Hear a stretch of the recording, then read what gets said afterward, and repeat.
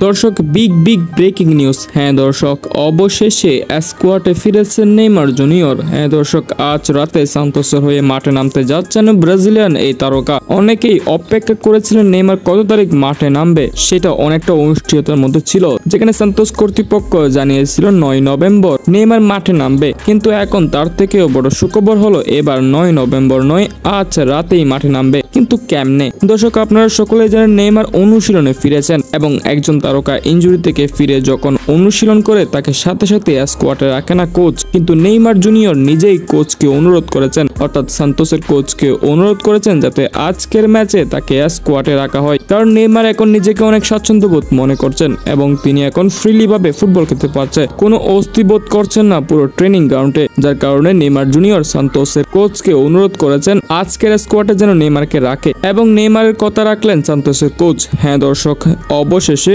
স্কোয়াডে ফিরে এসেছে নেইমার জুনিয়র এবং আজ রাতে ম্যাচে দলের সাথে থাকবেন নেইমার। কোচ যদি আজ নেইমারকে নামায় তাহলে হয়তো আজ 10-15 মিনিটের জন্য মাঠে দেখতে পারি আমরা। দর্শক, আজ রাত 1টা বাজে ফোর্তালেজার বিপক্ষে সান্তোস মাঠে নামবে। হ্যাঁ দর্শক, আজ রাত বাংলাদেশ সময় অনুযায়ী 1টা বাজে এই ম্যাচটি অনুষ্ঠিত হবে এবং এই ম্যাচে নেইমারকে দেখা যেতে পারে। দর্শক, নেইমার ফিরে আসাতে আপনার অনুভূতি কেমন তা অবশ্যই আমাদের কমেন্ট সেকশনে জানিয়ে দিন।